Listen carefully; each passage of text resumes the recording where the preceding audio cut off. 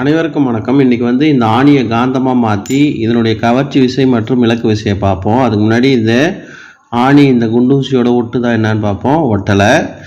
இப்போ இதை வச்சு காந்தத்து மேலே தேய்ப்போம். ஒரு சட்ட காந்தம் எடுத்துங்க, அப்படி இல்லைன்னா ஏதாவது ஒரு காந்தத்தை எடுத்துங்க. இப்போ பார்த்தீங்கன்னா இந்த ஆணி காந்தமாக மாறிடுச்சு. இதை பாருங்கள், இதோட ஒட்டுது. சரிங்களா? இப்போ இந்த ஆணி இது இன்னொரு ஆணியை காந்தமாக மாற்றலை, அதையும் இப்போ மாற்றிடுவோம்.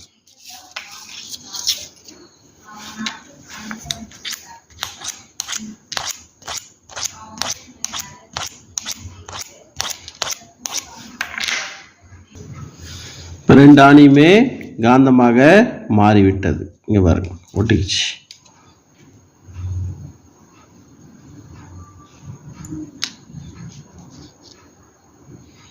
சரிங்களா? இப்போ இதனுடைய கவர்ச்சி விசை மற்றும் இலக்கு விசையை பார்ப்போம்.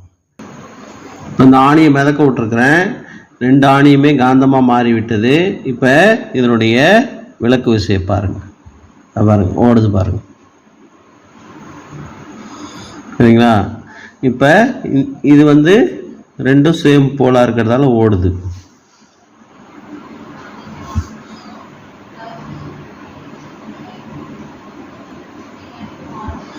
சரிங்களா? இப்போ இது ரெண்டும் சேம் போலாக தான் இருக்கும். அது மாதிரி இதையும் இப்போ வைப்போம்.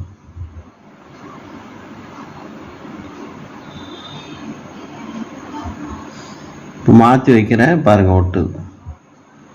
இது கவர்ச்சி விசை. ஆனால் இது தெர்மோகோலில் மிதக்க விட்டுருக்கேன்.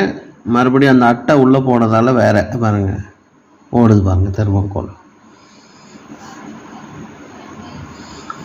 இப்போ இது ரெண்டும் ஒரு முனையாக இப்போ மறுபடியும் இந்த பக்கம் வைப்போம். இந்த பக்கம் ஓடுதுப்பா.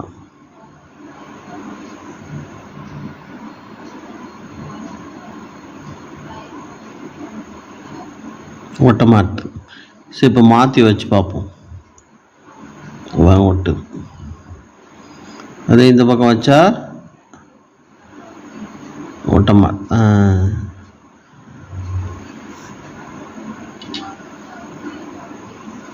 இது போன்ற சோதனை பார்க்க என்னுடைய சேனலை சப்ஸ்கிரைப் பண்ணிங்க.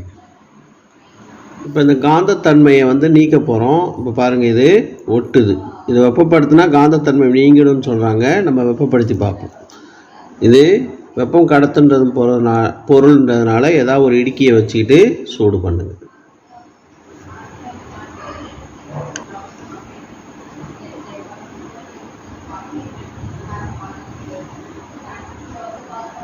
இப்போ பார்த்தீங்கன்னா ஒரு 2 நிமிஷம் வெப்பப்படுத்திட்டேன்.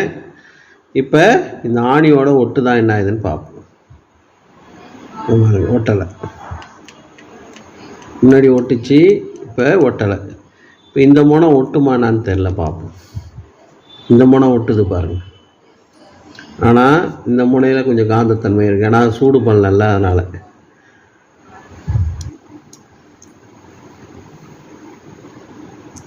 இந்த முனையில் லைட்டாக அது கூட ஒட்டலை.